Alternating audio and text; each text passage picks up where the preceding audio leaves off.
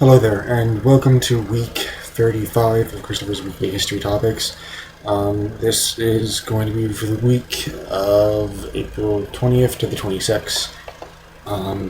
This one is going to be, and this one I actually need help with, unfortunately. This one is going to be the lost colony of Roanoke. This, for those of you who have taken just basic American history courses, know that there was a colony off of the North Carolina coast known as the Roanoke colony. This was founded during the time of Elizabeth I, and it's really England's first colony in North America.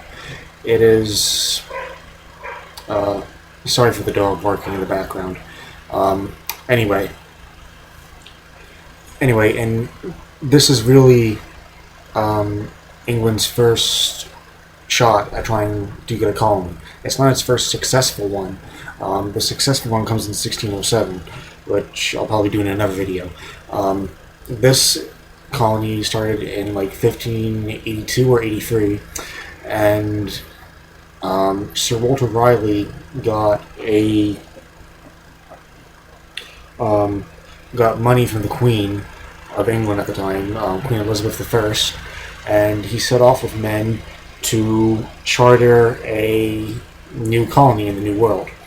You know, just because the Spanish were colonizing North America in the 1500s, and since Elizabeth I did war with Spain and stuff like that, they want to one-up the Spanish by having their own colony that would produce wealth for them.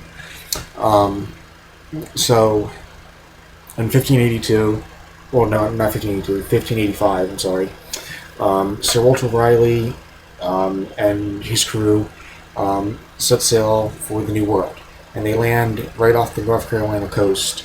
Well,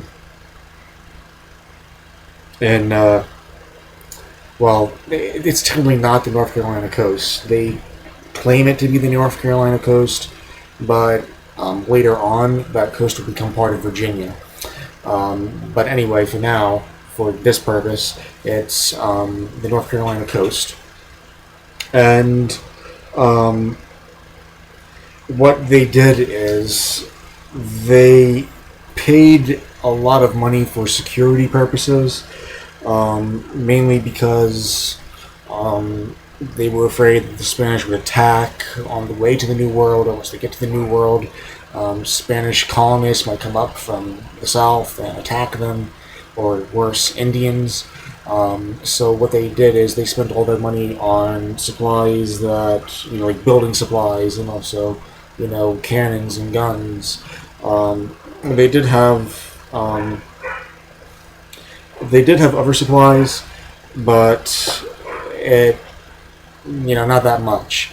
To this day, no one knows what exactly happened to the Roanoke colony, although there are some theories. One theory is that they were massacred by Indians along the Chesapeake Bay.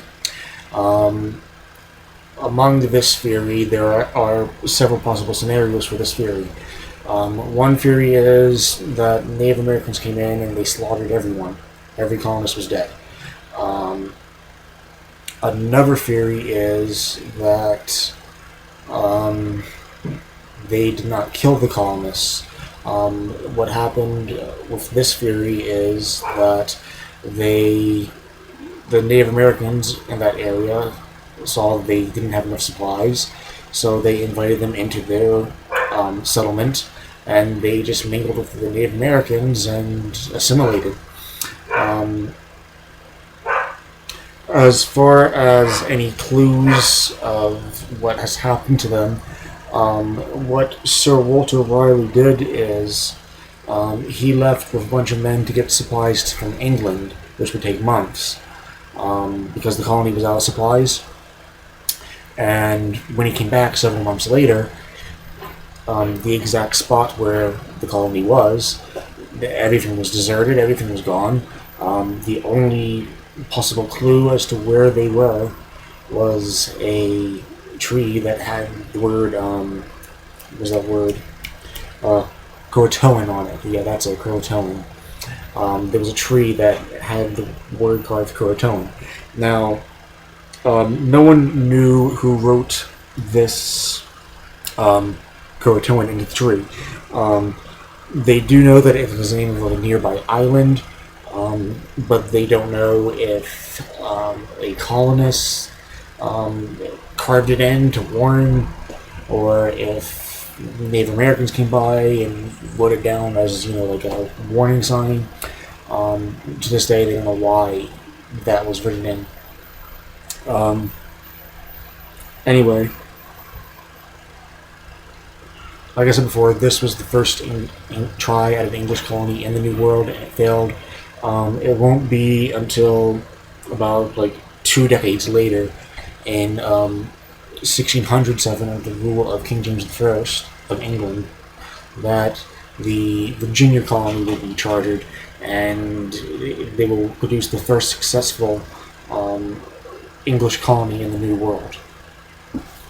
Anyway, that's it for this week, and that's it.